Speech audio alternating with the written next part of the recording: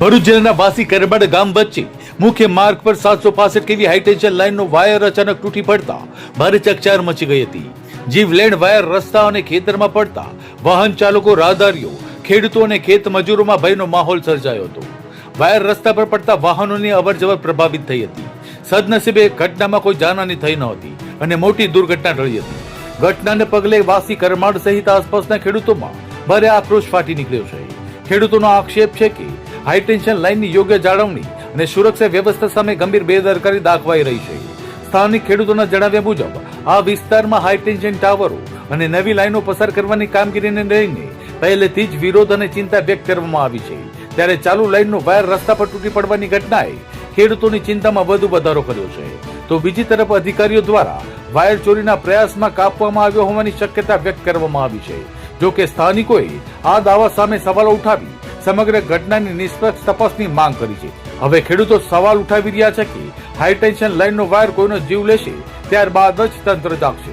સ્થાનિકોએ લાઇનની તાત્કાલિક તપાસ કરી કાયમી સુરક્ષા વ્યવસ્થા ઊભી કરવાની માંગ કરી છે। આ અમારા કરમાળ અને વાસીના રોડ પર જે હાઈ ટેન્શન લાઇનનો જે વાયર તૂટેલો છે એ તમે જુઓ, ટ્રાફિક બંધ છે અને અહીંયાથી પસાર થતા લોકો પર જો આ તાર પડ્યો હોત તો શું થાત? આ સરકાર અને આ પાવર ગ્રીડ હાથે જે આંધળું વર્તન, આંધળું નહીં પણ દેખતું વર્તન કરી રહેલી છે, દેખાતું વર્તન કરી રહેલી છે। એમને બતાવો કે આ તાર તૂટવાથી એટલે તમે નથી ખેડૂતને કે મજૂરોને વીમા આપતા કે નથી કંઈ આપતા। હવે એનું જે નુકસાન થશે તે કોણ ભોગવશે?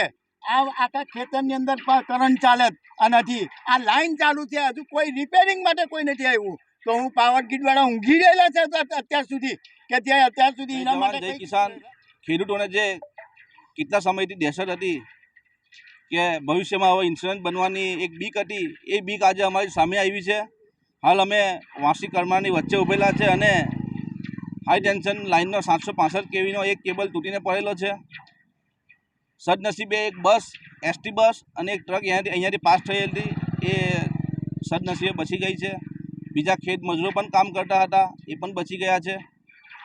ઉપરવાળાનો આભાર માનીએ, ઉપરવાળાનો શુક્ર અદા કરીએ છીએ। પણ સાથે સાથે તંત્રને અને કંપનીને અને ખેડૂતોને કહેવા માગીએ છીએ કે આની જ અમને બીક હતી અને આ જ અમને સમસ્યા લાગતી હતી અમારી કે તમે તમારું કામ કરશો, કમાયા થઈ જશો, તંત્ર પોતાનું કામ કરી નાખશે અને લાઈન ચાલુ કરાવી નાખશે।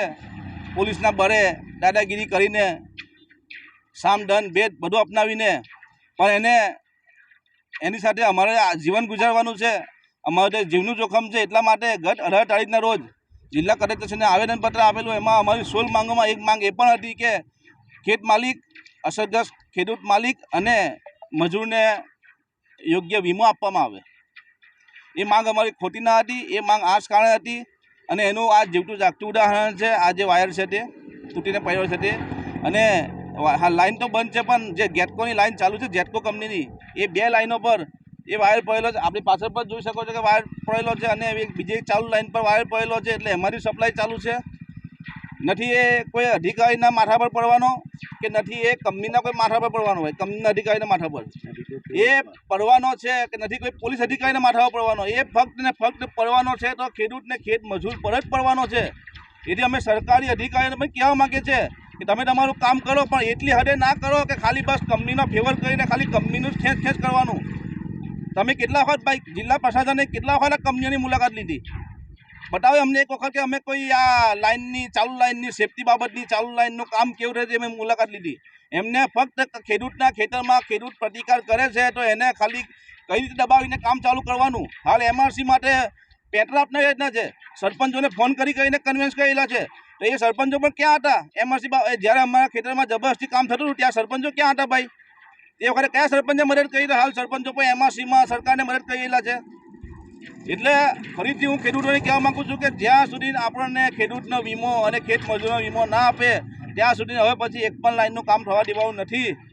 અને પ્રશાસનને પણ કહીએ છીએ કે હવે અત્યાર સુધી તો અમે કોઓપરેટ કરીને નાનું મોટું ચાલુ લેટ ગો કર્યું, હવે આમાં કોઈ બાંધછોડ નહીં થાય, કેમ કે આ તો અમારી સામે ઉદાહરણ છે। અત્યાર સુધી તો અમને ખાલી દહેશત હતી, હવે ઉદાહરણ અમારી સામે છે। તમને એટલો બધો લાઈનનો પ્રેમ હોય તો તમે તમારા ઘરમાં નંખાવો, તમારા ખેતરમાં નંખાવો, પણ ખેડૂતોને તો હવે હેરાન કરવાનું બંધ કરી દેજો ભાઈ। જય જવાન, જય કિસાન।